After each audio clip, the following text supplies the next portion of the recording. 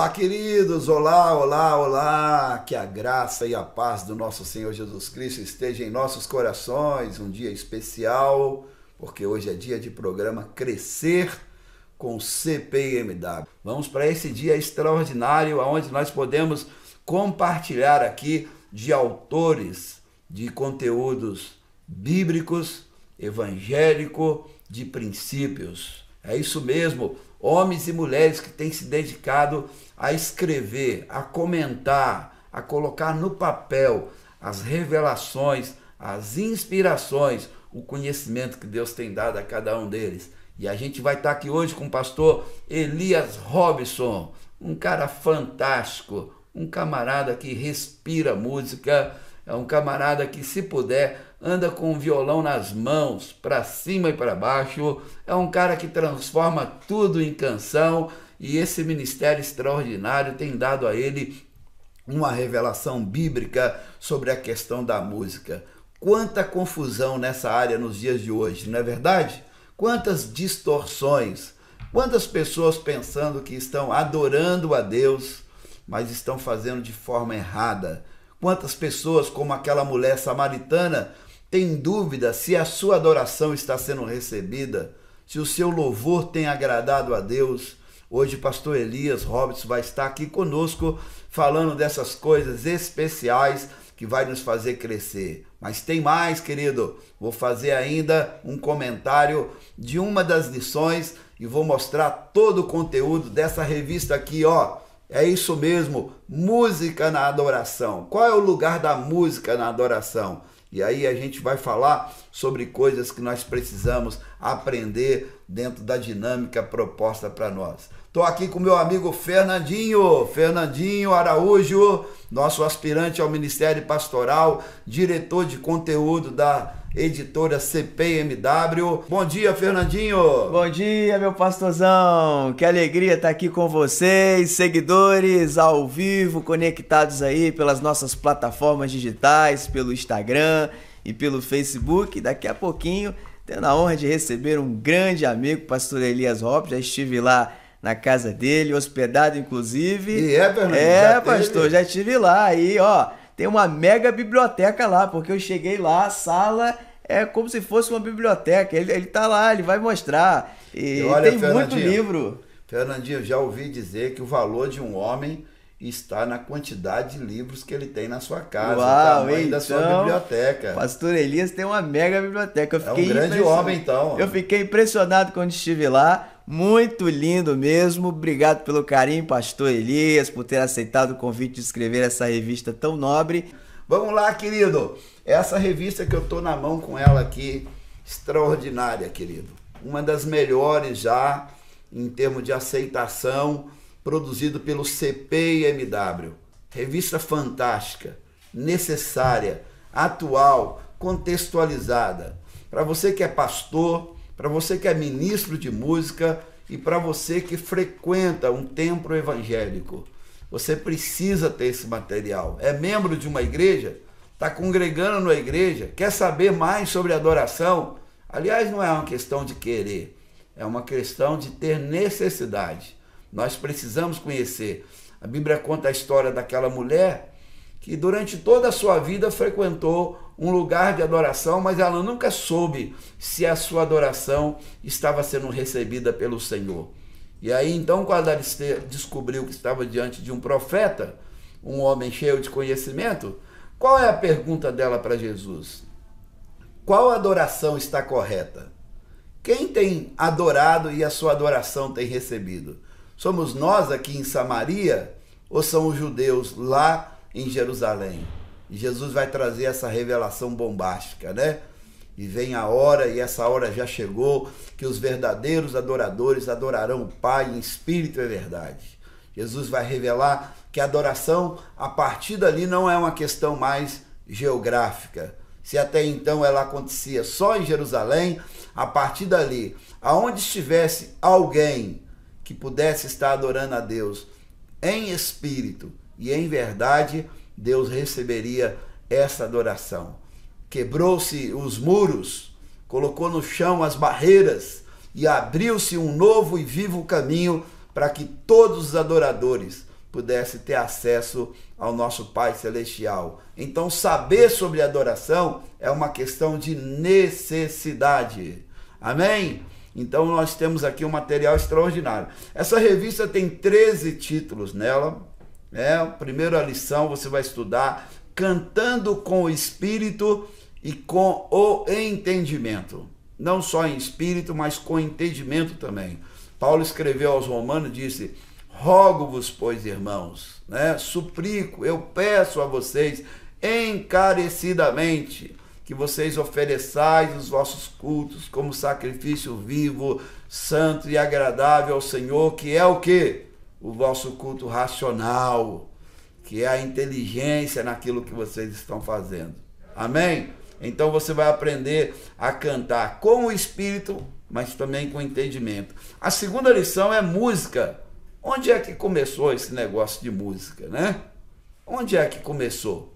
E aí o pastor Elias pontua para nós, e você vai ver que a música vem muito antes de nós, muito antes da criação do homem.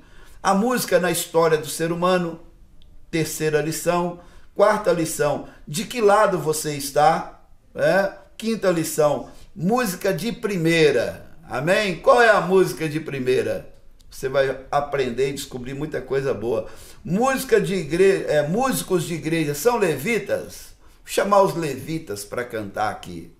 Pastor Elias vai desvendar aqui esse equívoco que cometeu-se dentro da igreja de Cristo, de que apenas os músicos são os levitas, né? E você vai aprender muito mais sobre isso aí nessa lição. Músicos de igreja são levitas? Uma pergunta aí que o pastor Elias responde nessa sexta lição.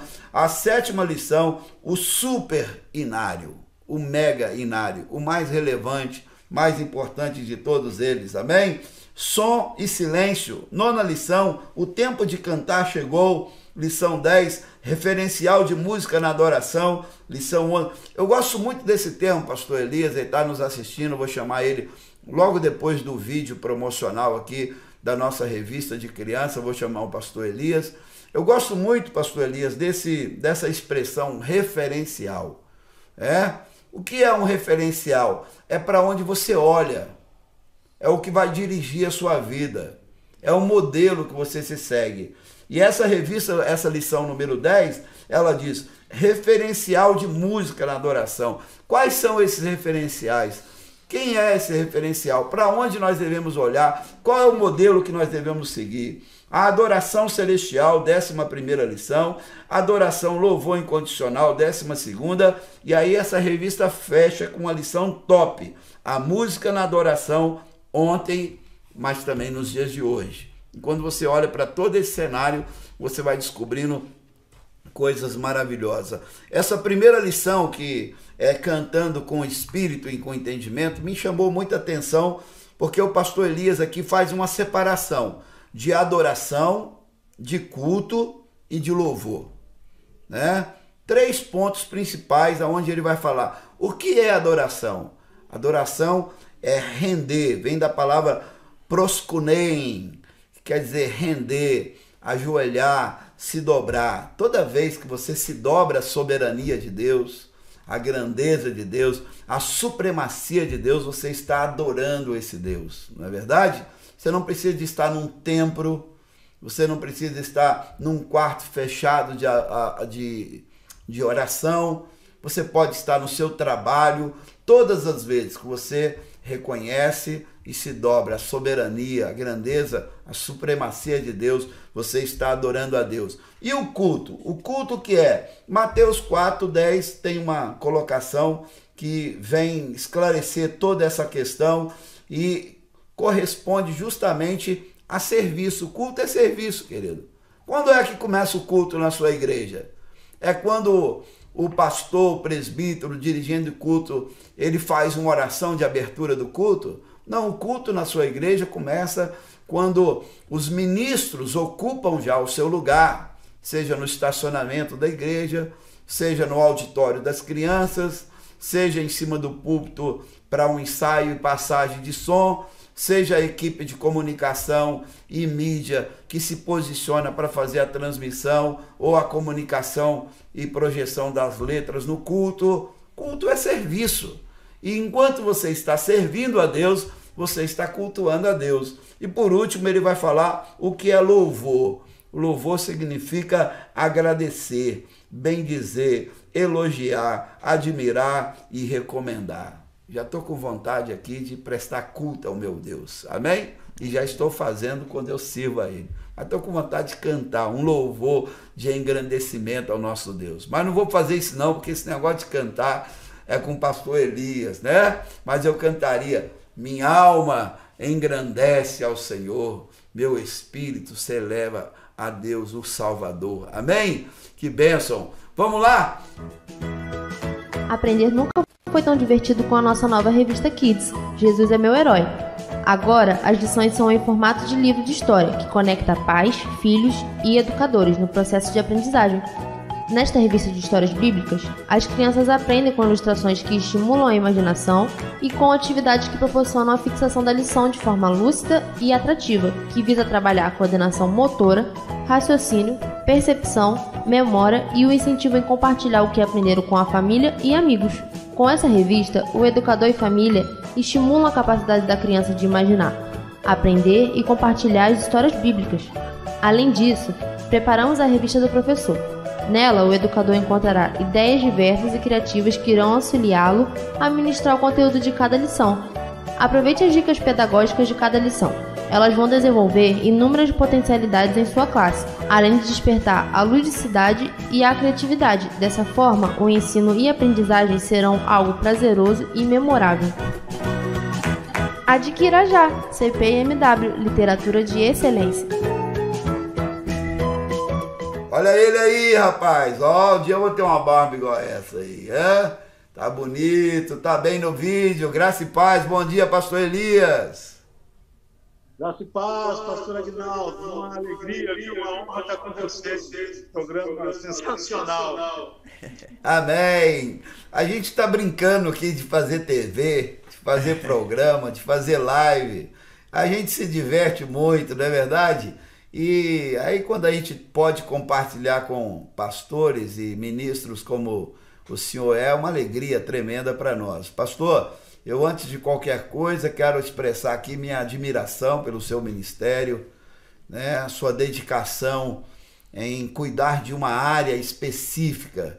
Eu nos últimos anos tenho acreditado no ministério plural, tenho acreditado que nós vamos nos definir numa igreja relevante, através de uma equipe pastoral, onde ministros descobrem a sua área de atuação, que eles têm paixão. Não são pastores que fazem tudo, mas são pastores que se dedicam a áreas específicas. Eu tenho trabalhado com isso. Agora mesmo, na minha sala do lado aqui, eu estou com a minha equipe pastoral, né? Desde 9 horas da manhã estou com eles aqui, tratando de assuntos, cada um na sua área, gestão, na área de jovem, na área de música, para que a gente possa crescer, para que a gente possa evoluir. Então veja só, admiro você por se dedicar a uma área e ser o melhor que nós temos nessa área, tá? Eu quero expressar a minha admiração que eu tenho pelo seu ministério. Segundo, dizer que a Igreja Evangélica Brasileira precisa de homens, né, como o senhor, que tem no seu estudo, na sua dedicação, dado a nós referenciais que podem e precisam ser olhados para eles. Que Deus possa abençoar o seu ministério grandemente e te fazer crescer em tudo aquilo que Deus confiou em suas mãos.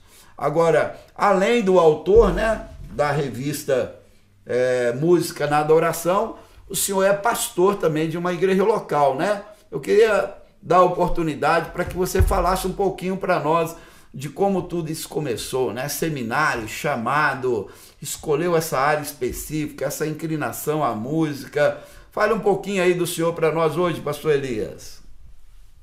Amém. Graça e paz, querido. Pastor Aguinaldo, essa admiração é recíproca. O senhor, para mim, é um referencial de gestão, né? Tanto no CP, né? Foi uma revolução, né? A sua gestão, também como gestor eclesiástico, né? agora aí à frente do verdadeiro conglomerado, né, de Petrópolis. É verdade. A minha saga, vamos dizer assim, eu entrei no louvor já no segundo dia que eu me converti, né? Eu me converti... É recorde, hein, Elias? Eu estou aqui com um músico na técnica aqui, ele demorou alguns anos, você já entrou no segundo dia, né? Deus já abriu as portas já no primeiro dia, no segundo você já estava dentro. Eu fui convidado por um professor de música, chamado Enoque, a ir numa igreja batista, num encontro de jovens. Era um intercâmbio entre a igreja batista e a igreja metodista wesleyana, lá em Governador Valadares. E quem pregou aquela noite foi o pastor Onésimo Laranjeiras, né, lá de Belo Horizonte. E eu tinha 14 para 15 anos, e ali Deus falou no meu coração, e eu queria ouvir aquele pregador, né? E falaram, ele vai estar na igreja wesleyana lá no centro, né, de Valadares. Então eu me converti no sábado e tinha um culto na rua, na praça, né? A igreja fazia um culto na praça. Eu fui então para a Praça Serra Lima, tinha jogo do Cruzeiro e do Atlético, e os músicos não foram para tocar lá na praça. E alguém me dedurou, falou, esse menino aí é aluno do professor Adolfo, de tocar. Você tinha quantos anos, Pastor Elias, você tinha quantos anos nessa época? Da Central também, pastor aí da Central de Petrópolis, né? Tempos idos, né?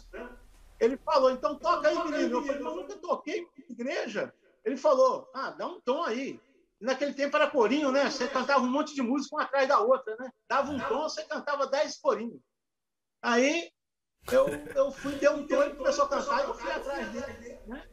E aí ele chegou, passou a mão na minha cabeça ali e falou, menino, eu gostei de você, hein? Aí fui para o culto, junto com o pastor, abraçado ali, ele foi comigo na rua, me levou na igreja central. E quando chegou lá, eu levei aquele susto, porque os músicos estavam todos lá, e o pastor falou assim, ninguém foi tocar na praça, então hoje ninguém vai tocar. Cadê o menino? E eu, Central de Valadares, né? Sozinho, né? E aí eu falei, mas pastor, eu vou tocar o quê? Ele falou, toca as mesmas da praça. Deu certo ontem, vai dar hoje também. Estou até hoje no louvor aí. Então, ali começou, né, me chamaram nessa área, e também fui muito bem recebido, viu? Pastor Marciolando, na época, era o baterista da igreja. E o pessoal me apoiou depois, me deu carinho, me enturmaram aqui na Central de Valadares. E foi uma bênção, fiz grandes amigos, né?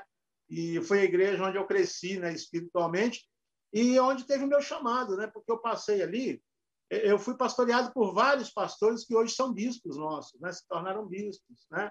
Pastor Azéias, Bispo Azéias, né? Bispo Calegari. E na época do Bispo Calegari, o pastor Azéias me convidou e eu vim então para São Paulo para me preparar. Ainda não tinha Ceforte aqui na época, então eu fiz um curso na Faculdade Batista, né, de Perdizes, e naquele tempo tinha aquelas provas que a gente fazia, né, conciliares e tal. Então foi assim que começou o meu ministério. Fui membro de Vila Nive, né, da igreja de Vila Nive, durante esse tempo de preparo, né, como seminarista, e depois entrei mesmo na carreira pastoral e na carreira ministerial, né, de música também, sempre trabalhando junto, porque ainda no tempo de Minas eu fui professor, né, de violão no SESC, e a minha esposa, a Joanita, filha do pastor Natanael, que o meu primeiro pastor, acabou se tornando meu sogro, né? E ela foi professora de piano também no SESC, né? Então, houve aquele momento, né, maravilhoso em que nossos olhares se cruzaram e entendemos que ali havia algo de Deus, uma trama divina, né? E nos unimos, né? Seja no amor, né, em Cristo, e na música, né? Então, por aí vai. A história passa por muitas estações, né? Então, é um resuminho. E aí depois isso aí.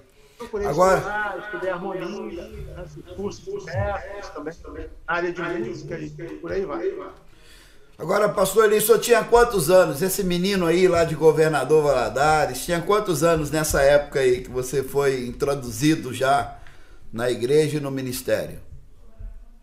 Eu estava com 14 para 15 anos de idade. Era um pré-adolescente.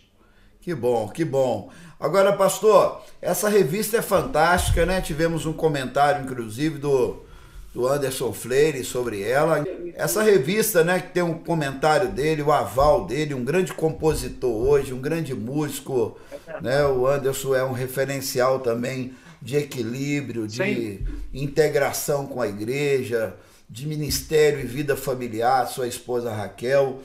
Essa revista conseguiu colocar aqui um pouco nela daquilo que você tem somado nessa caminhada, né, com a música e com a igreja também. Acrescentou alguma coisa esse período de debruçar sobre esse material e colocar isso num papel e compartilhar? Fale um pouco dessa experiência, né, como escritor dessa revista Música na Adoração. Para mim, essa revista foi um grande divisor de águas, né? Porque foi uma oportunidade de Deus. Quero agradecer ao Senhor por isso e também toda a equipe, né, do CP, nossos bispos também, que me motivaram muito, o bispo Elisiário, hoje também o bispo Geraldo, né, que estava na época na Secretaria-Geral, né, de Educação Cristã, e também, né, a sua gestão, e agradecer muito o apoio também logístico, né, do Fernandinho, que é um grande amigo, né, gente boa demais, né. A gente recebia ele aqui em casa, a gente se divertiu muito, né, fizemos uma farra aqui cristã, né? A farra boa, sacrofarra, né? Então, eu posso dizer que foi assim muito importante, porque eu pude revisitar também muitos conceitos, materiais, porque eu estive à frente também de cursos, né, aqui na nossa região, do seminário de música que nós tivemos aqui também durante um bom tempo, e eu reuni, então, todo aquele entendimento, conhecimento. Inclusive, é bom pontuar, viu, pastor Aguinaldo, que nessa revista existem informações e descobertas que não estão em nenhum outro material evangélico. São trabalhos de pesquisa mesmo que eu fiz, trabalho de pesquisador mesmo, né? E que, se você procurar aí em outros materiais, não vai encontrar, né? Por exemplo, alguns princípios que a gente apresenta, como o princípio do movimento que acontece na criação, com o mover do Espírito, né, sobre a face das águas, que resultou em dois lugares, né, onde a música se manifesta de uma maneira intensa e pura, que a gente chama de ruído branco da natureza, que está no ar e está no mar. É justamente onde o Espírito Santo se movia, né, no ar e sobre a face das águas. E esses dois lugares a gente encontra naturalmente o ruído chamado ruído branco. E esse tal de ruído branco aí, ele é simplesmente a reunião de todas as possibilidades musicais, tonais, escalares, né? No ruído branco você tem todas as escalas misturadas, tudo que você imaginar, diatônicas, pentatônicas, né? Tudo está ali, né? Misturado nesse ruído branco. E é um mistério, né? E não é mistério para nós, porque nós sabemos que foi o mover do Espírito Santo que começou essa coisa toda, né? Então, você tem informações nessa revista que são raríssimas. Inclusive, muitas análises que elas não estão presentes em outras literaturas, né? Mesmo que falam sobre louvor e adoração, como o movimento moderno de música, de pop rock. Essa coisa toda, na verdade, nasceu da igreja. E muita gente não sabe disso. Pensa que quem, na verdade, trouxe isso tudo é o Coldplay, né? E o U2, se bem que o U2 também tem uma raiz evangélica, mas, na verdade, por trás de muita coisa dessa que hoje é executada, isso nasceu dentro da própria igreja, né? Então, existem várias análises importantíssimas. Foi importante. Além de eu rever o que eu já conhecia, tive que pesquisar muito para apresentar um material de qualidade entre o CP, porque o padrão do CP é um padrão de excelência, né? Não é um padrão mediano, é um padrão de excelência. Então, me fizeram trabalhar para caramba. Inclusive, pastor, vou lançar aqui um projeto no ar, a gente transformar isso num livro, amém? E além de uma revista, expandir isso para um livro. Agora, você é um pesquisador, né, Elias? Você tem isso na veia, é um pesquisador, um estudioso. Não é à toa que o Fernandinho falou da biblioteca que você tem em casa aí. Certamente, muitos desses livros foram adquiridos para que pudesse fornecer suprimento para suas pesquisas, enriquecer os conteúdos que você trabalha, não só em revista como essa, mas no púlpito da igreja que você pastoreia, no seu dia a dia. Agora, você falou aí dessa, às vezes, ignorância que nós temos em relação à música, aos estilos de música, né? E alguns chegam até, às vezes, a achar que alguns estilos de música, alguns ritmos de música é até demoníaco, né? Por exemplo, Raul Seixas dizia que o diabo é o pai do rock, né? Fala aí um pouquinho, o diabo é o pai do rock mesmo aí? Esse cara tava falando uma heresia. Fala um pouquinho sobre essas questões dos ritmos dentro da igreja e às vezes a falta de afinidade que o ser humano tem com algum ritmo que faz ele categorizar esse ritmo como um ritmo que Deus não agrada, ou que não agrada a Deus e não deveria existir dentro da igreja, né? O Raul Seixas, com todo respeito, né, a musicalidade dele, porque ele tinha uma grande musicalidade, né? Ele era maluco, né? Mas a musicalidade dele era beleza, né? A letra não prestava não, mas a musicalidade era boa, né? Mas, infelizmente, ele, ao dizer que o diabo é o pai do rock, ele mentiu como o próprio diabo, que é mentiroso também. Porque, na verdade, todas as possibilidades musicais elas foram fornecidas por Deus. Nós só fazemos as combinações, mas é Deus quem forneceu todo o potencial para a música. E quando você pensa em ritmos, vamos trabalhar aqui a ideia de ritmos, né? Os ritmos eles são apenas combinações, né, de ênfases, né, que nós damos em certos momentos de um compasso, né? Se o primeiro tempo é forte, se é o segundo tempo, onde que a gente coloca essas ênfases, essas acentuações. E aí é disso que vem os ritmos. O ritmo nada mais é do que a acentuação dentro de tempos, né, musicais, né? E geralmente isso acontece dentro de culturas. Então, geralmente, os ritmos vêm dentro das culturas diversas humanas, né? É dali que vêm os ritmos. E então, o ritmo, não existe um ritmo sacro, um ritmo, né, infernal. O próprio rock, ele advém do gospel, né? A gente fala gospel, né? Gospel, né? Mas ele advém do próprio gospel, né? Era a música das igrejas, tanto que uma das músicas que fez mais sucesso, você lembra dela, né? Você lembra disso aqui, ó. Põe a mão na mão do Senhor da Galileia. Põe a mão na mão do Senhor da Galileia. Né? Isso aí é rock purinho, é rock and roll. Né? Ou seja, a igreja já cantava rock and roll muito antes do mundo. Maravilhoso. Então, e aí depois, como na cultura americana você não tem essa divisão, como tem na nossa cultura, por exemplo, da questão do sacro e do profano, então, essas músicas tocando em rádio, elas tocavam misturadas, muitas vezes, com músicas que não eram cristãs, né? Com música secular. Então, o ritmo ele se popularizou. Aí o pessoal de fora pegou e fez um uso bem geral. E aí entra essa questão que você já tinha falado antes. O problema são certas letras, né, que são anexadas aos ritmos. E aí dá a impressão de que o ritmo ele é profano. Mas não é o ritmo que é profano, né? O que torna profana aquela música, muitas vezes, é uma letra, né? Que é antibíblica, contrária a Deus, que nem culturalmente, às vezes, dá para ser aceita, pensando numa cultura sensata, né? Porque tem aquela cultura que é a cultura mesmo contaminada, pecaminosa, e essa aí aceita tudo, né? Mas, pensando numa ideia mais sensata, né?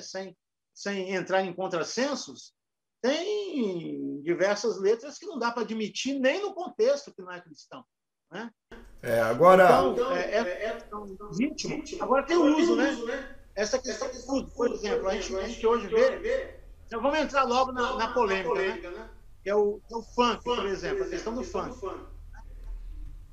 O funk é a questão da acentuação dele, que é bem característica. E alguns utilizaram essa acentuação. Até é bom explicar também, gente, que o funk original, ele também veio do gospel, né? Porque ele não é esse funk aí que a gente vê, o pessoal chamando de funk, né? O funk, na sua origem, é uma música negra, né, americana, ela flui do soul music, música da alma, né? Só que o funk, ela flui do soul, mas ela tem uma ênfase mais forte, uma batida mais forte.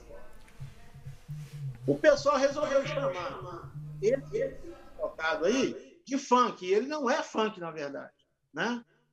Então, o pessoal associou muito a letras baixas, né, de baixo calão, com palavrões, com uma sensualidade impura, né, pecaminosa. Mas a culpa não é do ritmo, é de quem o associou a isso. Tá? Eu tenho visto, e eu quero aqui respeitar também, entre aspas, né, os funkeiros cristãos. Né? Tem muito funkeiro cristão também aí, cantando, né, nas comunidades e fazendo música cristã também nessa batida. Tá? Eu sei que é incomum, muita gente não consegue entender, porque associa já com o outro lado. Né? Mas a culpa não é do ritmo, tá, gente? Isso é muito importante entender que o ritmo é uma combinação de acentuações que forma aquele ritmo. E é baseado em notas musicais, em tempos musicais, e até legal também aqui, e essa pesquisa também está aqui na nossa revista, viu, gente? Que a gente chama de duração de presença. Todos nós já temos um metrônomo no cérebro que Deus colocou. Né? Por isso que, às vezes, no Ministério de Louvor, dá aquelas confusões. Você toca uma música, alguém chega e fala, mas não é mais rápida essa música? A outra pessoa fala, não, é assim mesmo. Aí chega outro e fala, não, ela é mais lenta. Por quê? Porque a gente enquadra a música no na nossa sensação de presença rítmica, né? E nós temos o nosso próprio ritmo, nosso próprio andamento, vamos dizer assim. E então alguns encaixam a música, por isso fica aquela impressão, não, ela está muito rápida, está muito devagar, mas não é. A gente encaixa ela no nosso próprio compasso biológico. Uau, uau, uau, Elias, que isso é uma aula de ritmo e origens e influências, né, que você traz pra gente. A gente vai abrir agora no segundo semestre aqui o nosso curso para ministros de louvores, né, Fernandinho? E a gente quer você aqui falando dessas coisas, tá? Você tava falando aí, eu falei, essa turma aqui tem que ouvir sobre isso aí, vai nos ajudar a lidar com essas variações. Pastor, a gente tem um tempo limitado aqui, eu tenho 2 perguntas que eu não posso sair daqui sem que elas sejam respondidas aqui, né? A primeira delas, né, você falou aí do ruído branco, né, que é algo novo, inédito, nunca tinha ouvido falar de ruído branco, né? Eu nem sabia que o ruído tinha cor. Não sei se tem também eu não sei se tem o vermelho e preto também, que é o ruído que o Flamengo faz, entendeu? Aquele som maravilhoso no ginásio de futebol, mas assim, descobri que o ruído tem cor, né? É branco, né? Agora, tem uma lição aqui que é uma pergunta, onde começou, né? Onde é que começa tudo isso, né? Qual o lugar da música em tudo isso, a sua origem? Fala um pouquinho para nós. Essa é a primeira pergunta, depois eu vou fazer a segunda. Então, a primeira questão, vamos resumir da seguinte forma. A música, ela faz parte, gente, da natureza do próprio Deus. Não é só algo que Deus realiza, ou que Deus criou para dar aos homens e aos seres morais, aos anjos, aos homens. Na verdade, a música faz parte da natureza, da própria pessoa de Deus. Sofonias, ele faz essa declaração, né? O Senhor, a Bíblia mostra que o próprio Deus, por exemplo, ele canta, né? O próprio Deus, ele canta, ele celebra, né? E é interessante isso, porque às vezes a gente pensa que a música é simplesmente uma criação de Deus. Não. Eu diria que a música é uma expressão de Deus. Né? Assim como ele expressa o seu amor, a sua justiça, a sua grandeza, o seu poder, e isso aqui também é algo que você não encontra por aí nas literaturas, que geralmente se fala, não, Deus criou todas as coisas e ele criou a música. Né? Ou seja, houve um tempo que a música não existia, né? E que Deus, então, cria a música com algum propósito específico, geralmente para ele ser adorado. Não, mas o legal é a gente saber que o Pai, o Filho e o Espírito Santo já cantavam. E eu diria até mais, eles dançavam. Eles bem, glória a Deus, Eles se deleitam um com o outro. Né? E quando eles criam, então, os seres, né? como os anjos e como os homens, eles colocam isso nos homens, né? Como parte da própria identidade dele no homem. Na imago Dei, na imagem do próprio Deus no homem, a música vem junto, tá ali, porque é a expressão da pessoa de Deus. DNA, né? É DNA, tá no sangue, né? Porque alguém pode até dizer o seguinte: mas tem tanta gente desafinada. Pois é, mas o problema, por exemplo, do desafinado, é que ele não consegue emitir a voz na afinação que o ouvido dele ouve. Porque todo desafinado, seja qualquer pessoa, qualquer ser humano, nós temos a cóclea aqui dentro do nosso ouvido, que é como se fosse um pianinho de 12 oitavas enroladinho. E todas as notas perceptíveis pelo homem estão no nosso pianinho aqui dentro. Então, ninguém ouve errado. Todo mundo ouve certo. O problema é quando vai reproduzir o que ouviu. Entende? Então, o desafinado, eu já consegui ajudar muito desafinado a chegar no lugar certo, colocar a voz no lugar certo. É só ele aprender a ouvir corretamente e ele acaba ajustando, né? Então, é interessante que, para ouvir, não tem desafinado. O problema é para reproduzir. Então, esse é o meu problema, esse é o meu problema. Me permite até uma coisa que eu coloquei aqui na lição também. Um estudioso, que nem é cristão nem nada, não é cristão nem nada, ele fez um estudo cuidadoso de acústica e de voz. E ele, um estudioso francês, ele chega à seguinte conclusão, ele fala isso: música é coisa da alma. Ele fala, isso não é só físico, não é só físico. Isso tem uma instância mais profunda no ser. E aí ele diz isso por quê? Porque qualquer bichinho aí da natureza, ele tem suas possibilidades, né? Mas ele fica preso às possibilidades, né? Ele não articula. E outra coisa, nós temos o parâmetro da fala. A gente está falando aqui, né, pastor Aguinaldo? A gente está falando. Se a gente quiser cantar, a gente sai do parâmetro da fala e vai para o parâmetro melódico. A hora que a gente quiser. A gente está aqui falando. Então, pastor Aguinaldo, tudo bem? E de repente, bendito seja o Senhor. Entende? Isso é do ser humano. Isso vem da alma, isso é capacidade.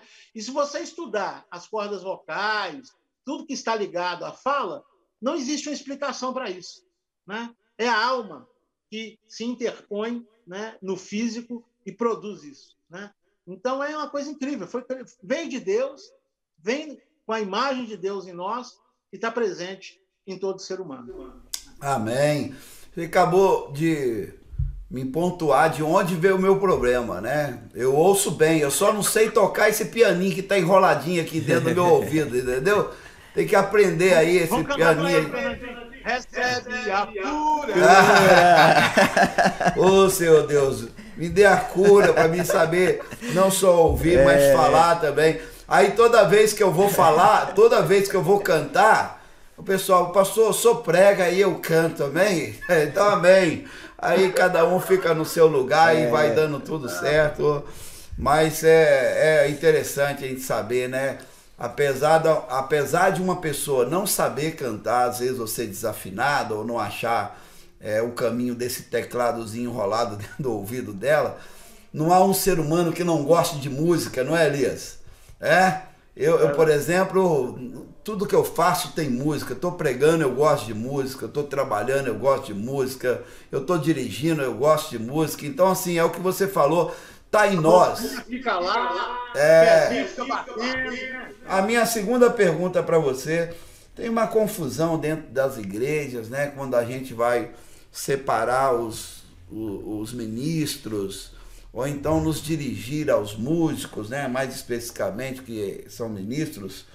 Músicos na igreja são os levitas. A gente pode dizer que a tribo de Levi lá, ela tem a sua continuidade nos músicos da igreja?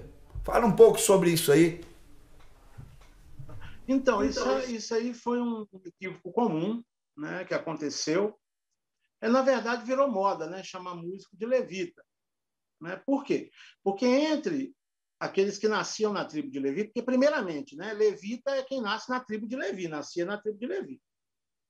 Jesus, por exemplo, não era levita, né? Nem Davi, que foi o maior músico, né, da Bíblia, também não era levita, né? Não era da tribo de Levi, né? E sim de Judá. Né? Então, houve um equívoco de achar que a pessoa cantou, tocou um instrumento, ele é levita. Entre os levitas, que a tribo de Levi era a tribo sacerdotal em Israel, né? De onde vinham os sacerdotes. E havia sacerdotes para tudo, né? Na tribo de Levi. Então, havia sacerdotes para fazer a administração espiritual, havia o sumo sacerdote, havia sacerdotes que cuidavam de abrir os animais, né, no sacrifício, de tirar ali as vísceras, tirar as coisas todas. Havia aqueles que eram porteiros, né, que cuidavam do templo, da manutenção do templo, da limpeza do templo. E todas essas pessoas, elas eram levitas, né? Então, levita não era só o que tocava o instrumento. E havia os levitas músicos, né? Então, havia levitas de todo tipo. E aí que está o equívoco. Quando você chega e fala que músico que levita é sinônimo de músico, aí está o erro, né? Então, a pessoa canta como se levita fosse um sinônimo. Então, haviam os levitas músicos também, né? Mas não era todos os levitas, né? Então, aí que está, eu acho que o termo ele acaba ficando inadequado. Quem quer usar, né? E pelo menos, então, chama de levita músico, né? Se bem que a gente não é descendente da tribo de Levi, né? E nós não estamos vivendo no Antigo Testamento para ficar chamando alguém de levita, né? É estranho, né? São músicos, né? São músicos, né, Elias? São ministros. A palavra grega, né, para música está na Bíblia, né? E a própria Bíblia, no Novo Testamento, chama músico de músico. Não tem problema nenhum falar que o músico é músico, né? É um músico cristão, é um músico de Deus, é um músico da casa de Deus. Então, às vezes o pessoal tem esse problema, né? Então ficou aquela questão, né? O problema é que, por exemplo, você tem Jesus cantando hinos, né? No Novo Testamento, a Bíblia diz que quando ele está ali no Getsemane, né? Ele tendo cantado um hino, e pelo grego, a regência do grego mostra que quem dirigiu o hino foi ele. Né? Quando fala que tendo cantado um hino, não é que o pessoal cantou e Jesus estava no meio. Não, ele dirigiu aquele hino. Né? Então fica aquela coisa. Né? Você falar que Jesus é levita, né?